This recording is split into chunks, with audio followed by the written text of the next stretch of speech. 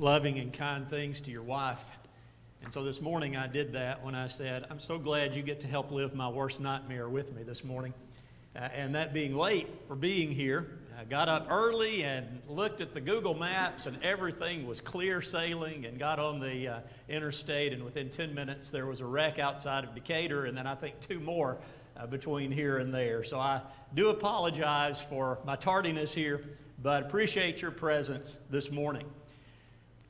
I want you to look at this quote with me. It says, "It is the world that has been pulled over your eyes to blind you from the truth." Now, when you look at that name Morpheus, you might think, wow, this is some Greek scholar. You know, this is really deep stuff. And so this guy is telling us all about life. If you are up in your 1990s and early 2000 trivia, you know that's incorrect. Morpheus is a character in the 1999 movie The Matrix. And as he's talking to a very young Keanu Reeves, he gives him this advice, and the whole premise of that movie is you got to wake up to what's going on because things aren't what they seem. I watched that movie about 10 years ago. I had just had surgery, and one of my students at school said, "Oh, you got to watch this. You're going to be laid up on your back 2 weeks, so you'll have time. You got to watch it." And little did I know at that point that I was actually watching really the cliche version of Gnosticism. And so if you've seen that movie, or there's a couple of others out there that you might have seen that kind of tell this story, it's the cliche, it's what everybody thinks about with Gnosticism, which is going to be our topic, of course, this morning. Now, let me say this, I think I appreciate being invited to speak on this topic. Somebody was asking me about it earlier in the week. I said, never have I studied so much to be so confused in my entire life. And I think you'll understand that as we get into the study. But also, I know many of you have no idea who I am. So unfortunately, I'll be that guy who spoke about Gnosticism in your mind from here on out. It's a study that will take us at times into the Bible. We'll pause at times to look at it. But yet, as you're going to see in many, many instances, it's going to stray from what the Bible tells us about the things that you and I have come to believe. So, as we think about where we're going to go this morning with this, these are the topics that I would like to talk to you about, looking at the nuts and bolts of it, just the who, what, when, where, and whys. I want to give you a sampling of some of the Gnostic myths just to kind of show you what it's like. We're going to spend some time talking about their view of the Savior. Now notice I didn't necessarily put Jesus here. We'll look at that. We'll look at a few of their writings. We'll see how Gnosticism kind of at times blends but departs from the New Testament, what they're after, and then the warnings for us. And so I think by 5 p.m. tonight we'll be in good shape and be done. All the Auburn fans just panic. No, we're not going to get into depth on any of these things. But what I decided to do this morning is just to take us through a kind of a steady clip look so that we get a broad picture of what Gnosticism is all about. Now, let me say a couple of things this morning. Usually, as I mentioned, my preaching is much more Bible-oriented than it's going to be today. And the obvious reason for that is that we're dealing with things that depart so far from the Bible. So keep that in mind as we go through. And secondly, I want you to understand that we can't just write a lot of this stuff off as just nonsense. While I don't believe it, that's a dangerous thing for Christians to do. Because after all, what do we call on people to believe? Talking donkeys? When Balaam was trying to do what he didn't need to. Prophets who were called on to do all kinds of weird things. A Savior who died and came back. So that's not how we want to approach this. We want to approach it from the standpoint of, if you and I believe the Bible is authentic, why do we have a problem with Gnosticism? So keep that in mind. Let me also say this. Something else I don't do a lot in my preaching is talk about a lot of maybes. But I'm going to have to this morning, and again, I think that'll come clear, especially in this first part that we're going to be looking at today with the nuts and bolts. Okay, so with that game plan, let's go ahead and jump into our study this morning. And one of the pressing things, and maybe this is where we ought to start, well, who were the Gnostics? Well, here's another one of those maybes. That's awfully hard to define. You know, if we could look and we could say, okay, well, in the 2nd century, we had all of these churches and they identified themselves as the Church of the Gnostics or the Church of Gnosticism. We would have a really easy time identifying who the Gnostics are, what they believe, what they were all about. But if you've ever studied anything about this, you know that's not the case. The Gnostics did not put signs up on buildings. They didn't say, oh, we're a Gnostic group. Now, there will be times that they'll kind of align themselves with some teacher for a while, which makes it a little bit easier because you can look at what this teacher believed and see what his pupils believed. But even then, that's not the case because many times they would change their minds on things. So it's not an easy topic just to pin down 100% and say, okay, this is who the Gnostics are. Now, here's the thing when you go to the history books to try to figure out who they are. They didn't write a lot down. And so they have been defined for the past 2,000 years primarily about their opponents. There's a term I don't like, but I'm going to use it this morning because it's just shorthand. Just understand, I've got some qualms with it, but for our study this morning, we're going to talk about the church fathers. These were men who gained prominence and attention mainly in the 2nd century, thereafter a little bit. But these are going to be the guys, especially a man by the name of Irenaeus, who's going to go hard and heavy against Gnosticism. And so you're going to look and you're going to see a lot of things about Gnosticism that are written by the enemy of the Gnostics. Now, we know, don't we, the winners get to write the history books. That's how the Gnostics of present day look at it. And so they'll say, well, the church fathers, they didn't like the Gnostics. They viewed them as rivals. And so everything about them they put down was in the worst possible light. Well, there's some truth in that. Okay? The church fathers, especially those that were just so vehemently opposed to Gnosticism, are going to record this in very harsh terms. And what's interesting, some of the same things that the Romans did to the Christians, we're going to have those Christians who are opposed to Gnostics saying about them. So take that into consideration. Now, on the other side, you've got apologists who are writing. And a lot of these are going to come much, much later. In fact, if you go to Amazon now, you'll not have a hard time finding books that are promoting the ideas of Gnosticism. I'll mention one if we have time a little bit later in our study this morning. But these are people that are basically saying, well, if the church fathers would have just cleared out of the way, Christianity would have flourished in this beautiful Gnostic picture. In fact, I came across one point that said, if it just hadn't been for the Catholic Church, we would never have had the Middle Ages. We would have gone straight from those early years straight into the rocket age. But instead, the Catholic Church kind of messed everything up because they didn't let the Gnostics teach what they believe the Bible teaches. So when we look at this, let's understand that. Okay, so you've got the Gnostics now. They're being defined by people who are enemies. They're being defined by people who are not scrutinizing them in the least. And so because of that, it's a little bit difficult to get a good picture of who they are. Now, here's the other thing. By definition, the Gnostics were free spirits. They were not tethered to a literal interpretation of the Bible. And so their ideas would fluctuate. In fact, there's a man by the name of Valentinus who is one of the best known Gnostics that there is. And he had a whole group of people who followed him for years after his death.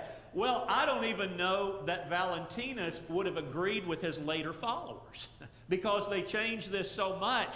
And so this idea of promoting free thought just means that what we're looking at is a very fluid picture. And so while they may have believed one thing in one place, maybe 50 years later, the same place would believe something quite different than that. Well, that makes it hard, right?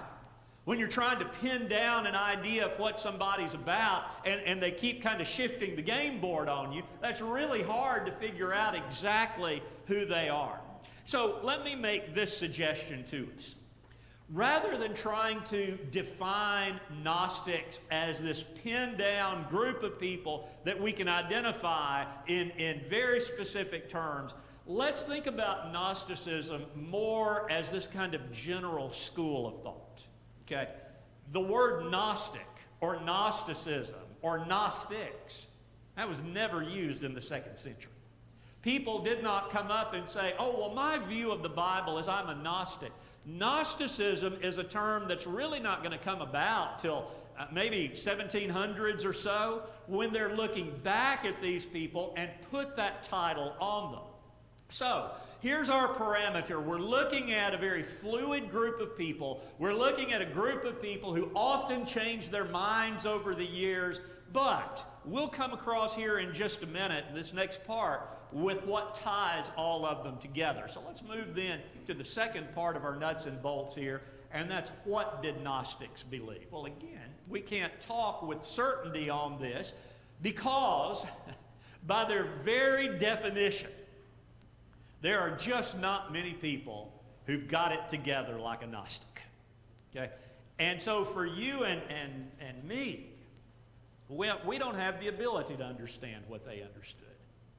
They had a knowledge that came out of this entrapment that we don't have. And so what a genuine Gnostic of that era would have said is, you probably don't have the capability to understand what we understand. And as haughty as that sounds, I don't know that they really viewed that in a haughty sense. They just simply viewed it kind of like we would for much of the world that's in sin. Much of the world that is lost and they hear about Jesus but they ignore it. That's how they would have looked at those who rejected this idea of the knowledge that they believed that they had. Okay? So even by their own definition, they're going to say very few people could understand it. For our purposes, though, let me give us this little roadmap. Think about these ideas. Let's look at the first three, first of all. Mythology, philosophy, and Christianity. All right, mythology, we're familiar with, aren't we? If you remember back to your high school literature class, you would have come across Greek mythology. You would have come across maybe Norse mythology. You have a lot going on with that. Roman mythology. All right, we've got a lot of that that's going to be brought into Gnosticism. Let me reserve comment on that just for a second. The second part of this is philosophy. And if you have ever been in a philosophy class and you do not have a philosophical mindset, you know how frustrating this can be. Because many of us, we like to think in very concrete terms. We like to think in black and white terms. And philosophy, by its very definition, says wipe away the black and white. You're going to think in kind of this gray area. Well, there's a lot of that that's coming into Gnosticism as well. And this is going to blend with the ideas of Christianity, which we'll see here when we get to the myth section. Now, let's talk about this final word, allegory. For most modern-day Gnostics, the apologists, they would say to us, you're a bunch of literalists. When you look at things, you are looking at it in black and white. You believe all of those people were there in the book of Genesis. And I believe some of the Gnostics did also. But the more modern variation says, all this is allegory. When you read about this guy, that's an allegory for this or that idea. And so we'll see that when we come to the myths, and we'll see how they kind of allegorized all of these Bible stories in order to figure out what the Bible was all about. And so what we've got then, here is this idea that spirituality, spiritual things, is going to be found through knowledge. Now, I would not disagree with that. I believe we have to have knowledge. But their ideas, what held the Gnostic schools together, as divergent as they may have been, was the idea that there are certain people on the face of the earth who get it. They can understand these things. The rest of us are walking around in darkness. Kind of like that quote we looked at earlier. We're blinded to the truth. So the Gnostics then, again, are going to kind of circle the wagons around this idea of you've got to have this knowledge to figure out what's really going on. All right, this one's a little bit easier here. When did Gnosticism flourish? By the writings of the church fathers, we know that it's beginning kind of in the late first century. We're getting some rattlings about it as it moves into Christianity. And it's going to really flourish in the second and third centuries. Now, that being said, you're going to be able to find Gnostics way on. You're going to find them in the 4th, 5th, 6th century. But the golden era, the heyday of Gnosticism, is going to be in those couple of hundred years right after the New Testament was written, as people were trying to figure out what all of this was about. And so that's where we'll kind of focus our study this morning. Okay, so when we consider the next question of where did Gnosticism originate, there's a lot of debate on this. Okay, and so if you read very much on Gnosticism, you're quickly going to understand that there's a lot of disagreement here. One of the main things is they didn't write down their history. If you don't write down your history, somebody else gets to define you. Somebody else gets to say what you were all about. And so that's why we've got this debate. There are some Gnostic scholars who would say, well, when we think about Gnosticism, it is solely a Christian movement. I read a rather lengthy book on that, where the writer is saying, well, when you look at Gnosticism, it is totally in the Christian era. You don't have it anywhere else. So you'll find that school of thought from the little I have studied with Gnosticism. I think that's probably the minority opinion. Most of the scholars that you read are going to say that it's kind of this conglomeration. You got all of these different groups coming together. A lot of Greek. I think when we get to these myths, we'll see that right away. A lot of Greek influence. Oddly enough, a lot of Iranian influence. If you've ever studied about Zoroastrianism, a lot of that is going to be very, very similar to what we find in the Gnostic myths. Now, the next one's a little closer to home for us, right? And that's Jewish myths. We'll look at a passage toward the end of our study this morning that's a warning about those Jewish myths. Because we know the Jews had this tendency to come up with all these wild ideas about people from their heritage, of how great they were and all these things, which is odd, isn't it? Because they did have great people that you didn't have to make up anything of. But you had all of these myths coming in, and kind of permeating all of that is this pagan idea where you're looking at paganism. In fact, by the time we get to the 3rd century, Gnosticism is going to become primarily a pagan idea. They're going to abandon, some of them anyway, will abandon the idea of having anybody associated with Jesus or the Christ. And so you'll see that coming out a little bit later on.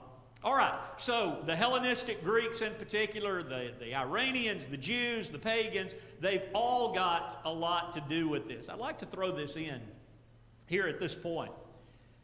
A lot of the church fathers believe that a man by the name of Simon was responsible for Gnosticism. We know this man from the book of Acts. Simon, we know him as the sorcerer. Sometimes you'll read him as Simon Magus. And what's so interesting, we have hardly anything told to us in the New Testament about Simon, other than his conversion. He's trying to buy the gift of the Holy Spirit. He is rebuked severely by the Apostle Peter, and he repents of it. Well, you get to the church fathers, and they're writing that Simon is really the one who gets the ball rolling with Gnosticism and his followers after him. So that gives you just kind of a flavor of how they're trying to throw in these ideas from the Bible into the idea of Gnosticism. Okay, let's look at one more of our nuts and bolts here, and that's the idea of why. Okay, so what's the purpose behind all of this? I don't know that I have a complete answer to that question. They didn't write their history down. They're defined by their opponents and their apologists. But let me give you a couple of ideas that come out really clearly. A couple of things that you're going to see. One is the Gnostics have a genuine problem trying to understand evil. With that, we are in agreement. Would you agree? That it's hard to figure out how do we come to the point that we can justify God and evil at the same time. Why does a good God allow evil? Why does a good God allow bad things to happen to good people? We have read volumes on that, haven't we? C.S. Lewis, many years after this, wrote on that idea. So we understand that, but where we may grapple with that idea, we'll go to the Bible to find our answer, as I think most Christians do, and come to an understanding of how that happens. The Gnostics, however, are going to turn in a very different direction. And so we'll see that in the first part of these myths. So it's the problem with evil. Second thing is that they were uncomfortable with the God of the Old Testament. Now, I put that exactly like I want you to think about it. Even today, don't we have people who talk about, I'm just not comfortable with that. You've got this Old Testament God who is angry, and he's burning people up, and he's sending pestilence on people, and he's smiting people with leprosy. I'm just really uncomfortable with that God. Well, so were they. All right? So these early Christians, these early Gnostics who were heading in that direction, would look at the Bible and they would say, I just can't justify this. When I see God, this God of the Old Testament, behaving like this, that just doesn't sound like a very good God to me. So we'll see what they do to him here. Now, the other thing that I want you to consider is this. They're also uncomfortable with the New Testament Jesus. This is going to be a big, big deal. And this is where we'll start seeing the Bible lining up with some teachings against some of the Gnostic ideas. How could you have a God who takes on the form of a man? How could you have a God who is hungry and thirsty and tired and weary? That just doesn't sound much like a God. So we'll see what they do with that. All right, so you look at this and you kind of get an idea now, at least in a brief way, of where Gnosticism is coming from and some of the things that are associated with it. Okay, let's now talk a little bit about these Gnostic myths. I need to say a couple of things at the outset of this. I was teaching this one time in a church history class, and there was a man in it, and he came out and he said, all of that went, whew, and he never came back to class again. Okay, so I understand that what I'm about to tell you is really weird stuff. And it's really confusing stuff. But if we're going to understand Gnosticism, we've got to at least get a flavor of what they began to do in their interpretations of the Bible. So I'm going to limit what I'm going to talk about this morning primarily to the first few chapters of Genesis. Most of their myths are going to surround the creation.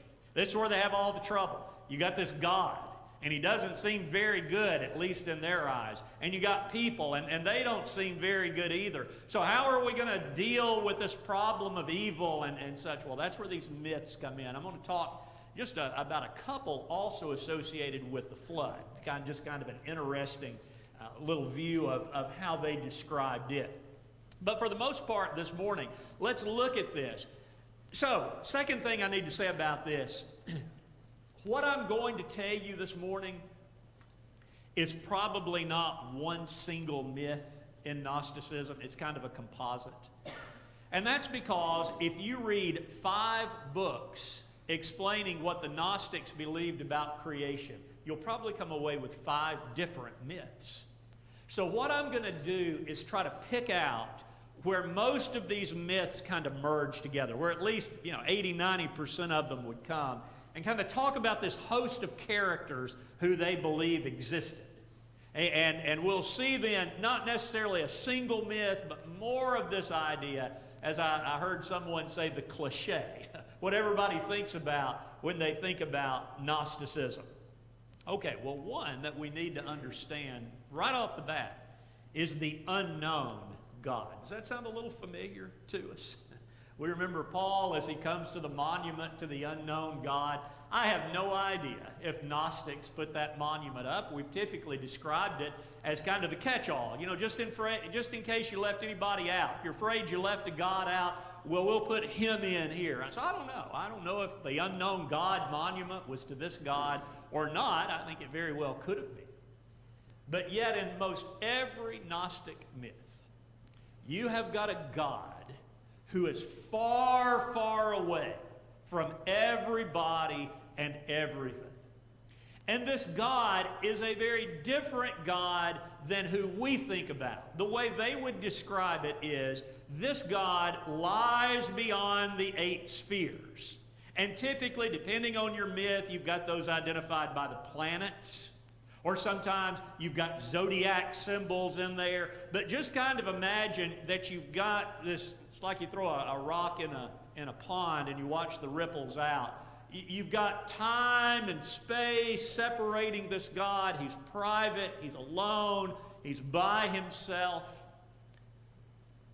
And as we think about this God, let's think about him not so much as a personality. Now, for us, when we think about God, we think about a personable God, don't we? We think about a God such as is described in Luke 15 as the Father who comes out to greet the prodigal, and he's hugging him and kissing him and giving him the best. We think about God's anger. We think about God's sadness. We think about his kindness. We think about his happiness. All right, forget all of that.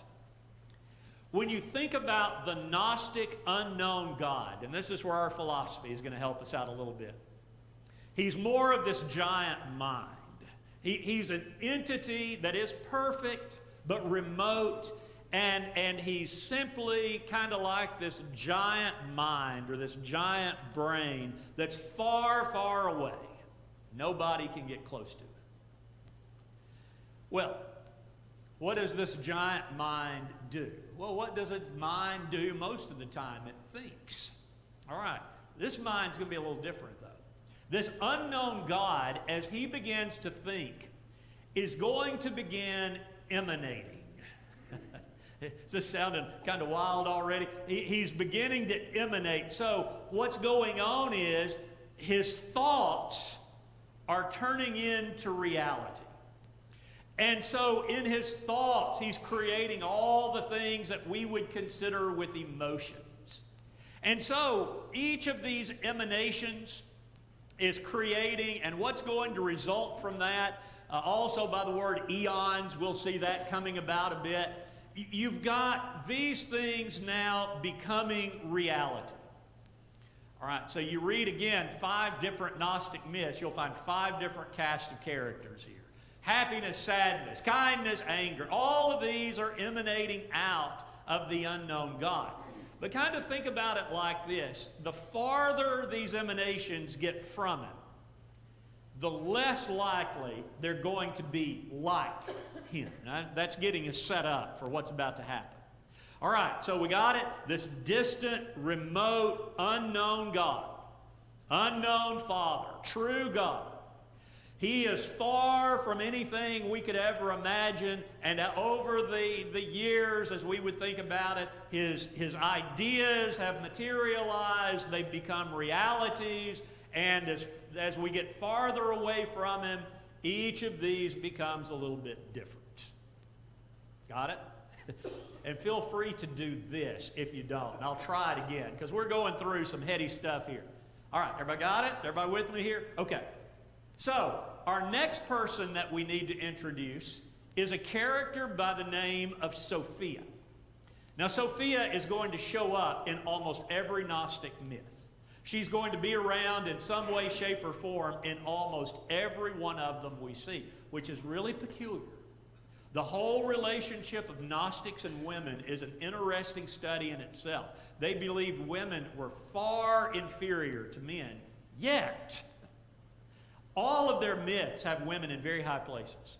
And even in the churches that kind of promoted Gnosticism, women had a very leading role in those churches. So it's kind of an odd arrangement, but Sophia is almost always there. So who is she? Well, Sophia, if you recognize, it's kind of a play on the Greek word for wisdom, right? That's what her name means. So you've got Sophia here. If you want to go ahead and be looking over to Proverbs 8, we're going to be there in just a minute. You might remember, if you're old enough, several years ago, a Jim Carrey movie came out that had his character, raised from a baby inside of a movie studio. You remember that movie, any of you? You know who the leading lady's name was? Sophie. Okay, so it's another Gnostic movie. And the idea is Jim Carrey, his character, is in this realm, and he has no idea that this isn't reality. And the leading lady is Sophie. Well, there's too many comparisons there to think whoever designed this movie was not a Gnostic. So you'll come across that name even in the more modern interpretations. We still have that. Here's the funny thing. The Gnostics oftentimes would ridicule you and I as being literalists. All right, so we're literalists. We can't understand yet where we would take Proverbs 8 to be very figurative, they take to be literal. Let's take a look at it here. We won't read a lot of it. If you look in chapter 8, down to verse 22, here Solomon writes concerning wisdom, "The Lord possessed me at the beginning of his work, the first of his acts of old. Ages ago I was set up at the first, before the beginning of the earth. When there were no depths, I was brought forth. When there were no springs abounding with water, before the mountains had been shaped, before the hills I was brought forth. Before me he had made the earth with its fields, or the first of the dust of the world. When he established the heavens, I was there. When he drew a circle on the face of the deep, when he made the skies above, when he established the fountains of the deep, when he assigned to the sea its limit so that the waters might not transgress his command." Look at verse 30. "So I was beside him like a master workman, and I was his daily delight, rejoicing before him always." Here is where the Gnostics will come to find Sophia. They'll say, well, she was a reality. So Proverbs 8 is describing a real person here. Well, you and I understand that. It's just a description of God's wisdom. Very Proverbs-esque style. We've got Lady Wisdom. We've got the wicked lady here. They're kind of opposed to each other. But this is where they come to find Sophia. Always, always going to be associated with wisdom, but like a Greek myth, she's got a tragedy. Okay, she's got a flaw. And what Sophia does in the majority of these myths is she seeks to emanate. She seeks to create a new eon without her consort. Now, if we back up a bit to this idea of the unknown God, each of these emanations, you've got two. You've got a male and a female. And sometimes you'll see them called syzygies. They're together, and together they're producing. Okay, so when we get then to Sophia, Sophia is going to try to reproduce without her consort. Okay, so she's going against the will of the unknown God. Now, when she does this, what's going to result from that is matter as we know it. This. What we would consider reality. These myths, at least some of them will say, that as a result of her trying to create all alone, she's going to create something far inferior to what these other syzygies are creating. Something far inferior to that unknown God. Okay, so we've got then, she's got this matter, and it kind of looks like the pleroma, which is our equivalent of heaven, where the unknown God lives. So it kind of looks like it. It's got some of the same characteristics, but it would be kind of like if you went to Times Square in New York, and a guy's going to sell you a Rolex watch for $5. It may look like it, and it may say Rolex, but in 10 minutes when it stops working, you've got a fraud there. Well, that's kind of what we are here. We're trapped here in this false reality that was created very accidentally by Sophia. Now, it gets worse. Because what she's going to do is also reproduce. And her offspring will be called an abortion.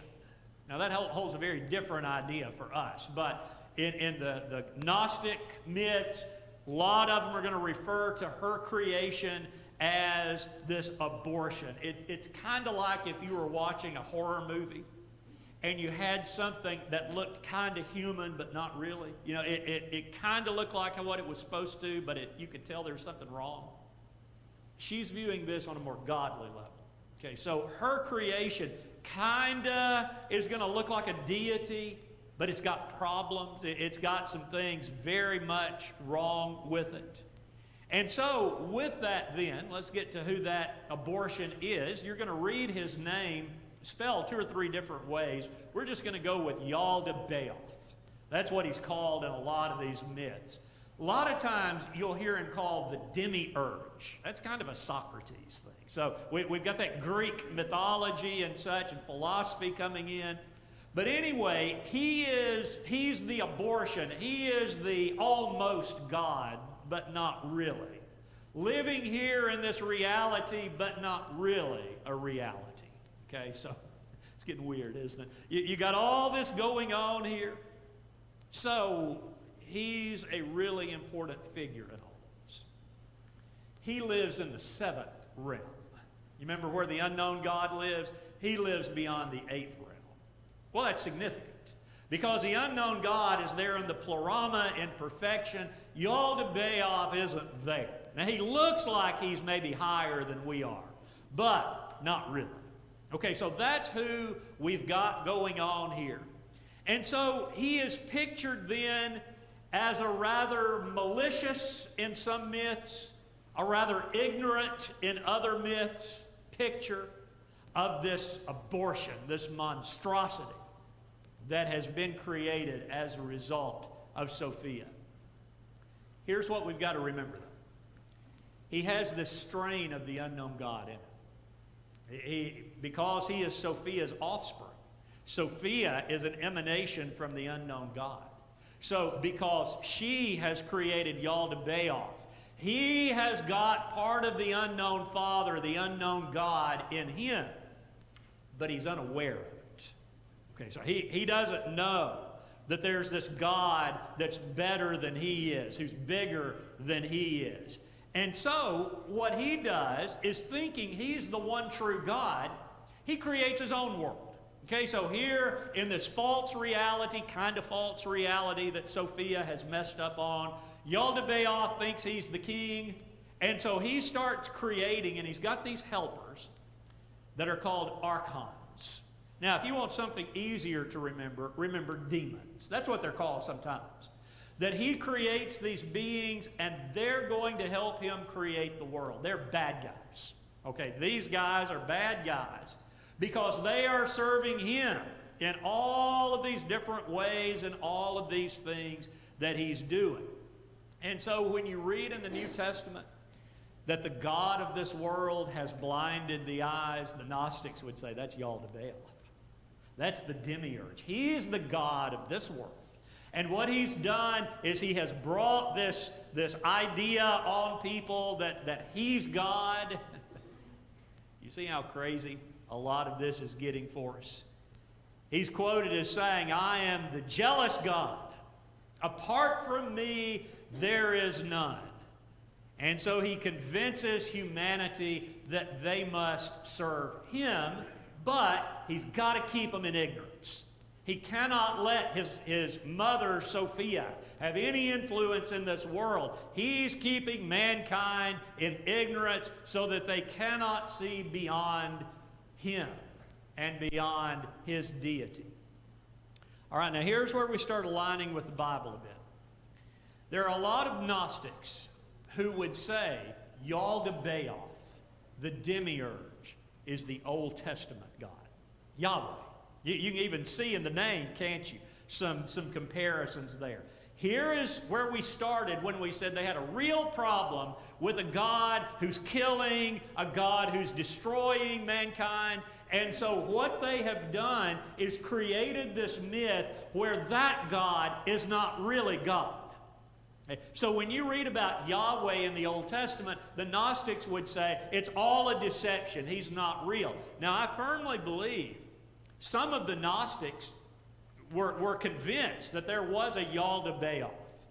I also believe there were others who viewed it simply as an allegory, of saying we have misinterpreted all of this. What the Bible has told us, we've looked at the wrong way, and this is how we need to explain it. In any case, you would have had some that believed truly that Yahweh was actually this false god, this demiurge. And so as we noted, that's how they explain it. Now, this is kind of a retrofit here. There were Gnostics who came along later after the Catholic Church had begun to rise. And they said, this is an allegory for what the clergy has tried to do to us. The Pope and the priest and all the clergy, they've tried to create this false reality to convince us that there's something right when it's really not. I could go along a whole lot more with that one, couldn't you? Because historically we do see that. Keeping the Bible away from people, not letting them read for themselves. We see that. But understand, that's a retrofit. Because in the 1st, 2nd, and 3rd century, the Catholic Church is just an embryo. I mean, it's not what we would think about today. So it's kind of growing in reaction to all of these different things. Okay, so that's Yaldabaoth, the descendant here of Sophia. All right, when we get to man and the creation of Adam, lots of different stories. So let me see if I can just get a middle-of-the-road view here of what's going on. Most of these myths are going to view Adam, the first man, as a mix. He is created in both a divine way and a wicked way. And here's where that happens. They would say that the body was created by Yaldabaoth. He creates the physical. You know, the false matter, the kind of reality. But as the unknown Father, way from his distant view, understands what's going on, he's going to imbue in Adam, unknown to anybody, the spirit of the unknown God. All right, so here is mankind. Here is Adam. He's got the body of the demiurge. He's got the spirit of the unknown God. And that spirit is going to give him redemption. Okay, that's how the unknown Father is going to one day save Adam. Okay. If you don't get anything else out of the myth section, make sure you get this one. What they will tell us is that all of us have the divine spark within us. So follow the family line. Sophia emanated from the unknown God. Sophia created Yaldabaoth, who's got some of that in it. Yaldabaoth created us with the imbuing of the unknown God. So that means all of us, according to the Gnostics, we've got this divine spark within us. Okay, I'm going to cut to the spoiler here. Everything associated with redemption in Gnosticism is waking up that divine spark. It's illuminating it. Because that's where the reality is going to shine through. The false view is going to go away, and we're going to see mankind really as he should be. Okay, so that's where we are with that. And if you didn't think that was strange enough, let's talk about Eve a little bit. Eve has lots of stories about her. Many of them, she is actually sent from Sophia. She's sent for the sake of doing what? Well, it's very Gnostic. Adam is asleep. Not in reality, not sound asleep, but he's asleep in ignorance. And so Sophia sees that she's got to somehow cut through and get through the demiurge's ignorance and give Adam a way to come to reality. And so Eve is that. Now this is where the Gnostics will merge it with Genesis, because do we read about Adam being asleep in Genesis? They say, though, that's just figurative. He's asleep in his ignorance. And so what Eve then does is she comes and she wakes him up.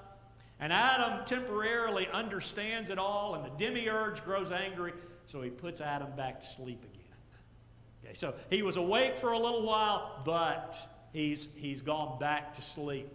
couple of these myths then say that Eve becomes the tree of knowledge of good and evil at this point, just to throw something else weird in there. Now, there is another myth that I think is interesting because it tries to go along the Bible storyline.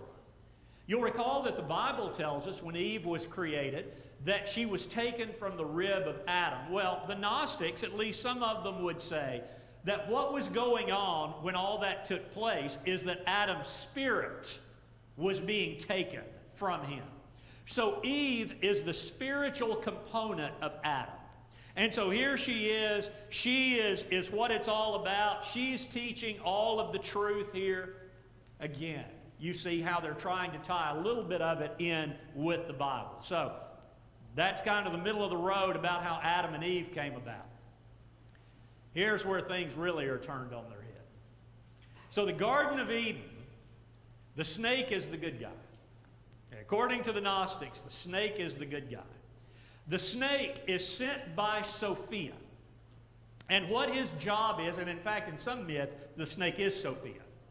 And its purpose is to come in and to explain to Adam and Eve true knowledge. Well, you can guess then, we're not quite done upsetting this story. The tree of knowledge of good and evil is a good tree, which I agree with. I agree that it was a good tree because it was teaching a lesson. They, however, view it as the source of knowledge. And so the reason Yaldabaoth has told them not to eat from it is because he doesn't want them to become as smart as he is. All right, so they stay away from it. The tree of life is the bad tree. That's the one he wants them to eat off of because they think they're living, but it's really just keeping them in this trance and this false reality. And so the archons and the demiurge, they take Adam and they put him in this paradise setting, but it's all false. It's all fake. And it's just to keep him kind of upset and not understanding about what's going on. Okay, now, where do we fit in with all of this? Well, again, the stories are varied. So let me just kind of cut to a couple here. A lot of these stories say that Cain is going to come about from the archons violating Eve. They lusted for her, they forced themselves upon her, and the result of that was this kind of half-human, half-archon, and that was Cain. And so Cain is always viewed as the ancestor of what's fleshy. Abel really doesn't get a lot of press. You'll read a little bit about him, but the guy who gets the most press with Gnosticism is Seth. Seth is the pure son of Adam and Eve. He has no Gnosticism or none of the Yaldabaoth demiurge associated with him. And so Seth then is viewed as the father of the race that holds true knowledge. Let me show you a quote here. This is taken from one of the Gnostic texts. This is Adam having a conversation with Seth. And he says, "Listen to my words, my son Seth. When God created me out of the earth along with Eve, your mother, I went along with her in a glory which she had seen in the eon from which she came forth. She taught me the word of gnosis of the eternal God, and we resemble the great eternal angels, for we were higher than Yaldabaoth. We were higher than the God who created us." Now the thing is, because Adam succumbed to ignorance, he kind of lost his place in passing this along. So it's all up to Seth. Seth becomes the hero. And what we will find is that Seth is the Savior, not Jesus. In several of the mythologies, the Savior is going to be the incarnation of Seth, who's coming back to save mankind from his ignorance, which is really interesting to me because, in our studies, we don't give a lot of attention to Seth, do we? Basically, we talk about him as being the child who came after Cain killed Abel. But yet with the Gnostics, you find him being a very, very important guy.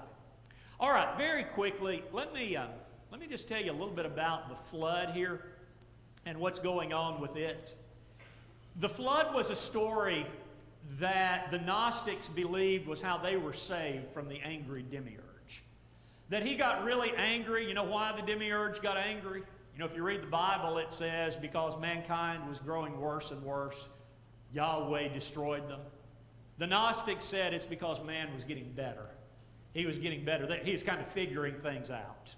And so the demiurge, Gardendale, got really, really scared. And so he said, I got to destroy them all. Well, in this, he's going to enlist a lady by the name of Norea. Sometimes some myths will have her as the daughter of Adam and Eve. Some myths say that she's the wife of Seth. Some myths say she's the wife of Noah.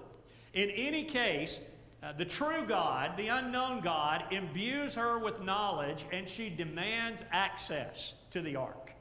And Noah won't let her in. You know, he's a servant of the demiurge. And so one of the stories says that she burned the ark up with fire, and Noah had to start all over again in building that. So you'll come across her name a few times. The main name, of course, that you're going to come across is Seth, because their story is that Seth was saved from the flood. He and his descendants, or his descendants anyway, he's transcended by this point, but they were saved from the flood. And ultimately, the descendants of Ham and Japheth are going to figure out the reality. They're going to figure out the truth. And so they join with him. Well, Seth is going to make a second appearance here. He's going to come and save them again, because once again, Gardendale is trying to destroy them. And the way he does this is through sending down fire and brimstone. Does that sound familiar? This is where they pick up the story of Sodom and Gomorrah, which was a good place. That's the hardest one of all, isn't it? Sodom and Gomorrah, it was a good place where the true God hid the descendants of Seth, protected them there, along with 400,000 of the descendants of Ham and Japheth. Okay, so they're protected, and then we've got a third salvation occurring when the illuminator of knowledge finally comes, who descends to show them clearly what all of this is about. Guess who that is? All right, this is the third appearance of Seth.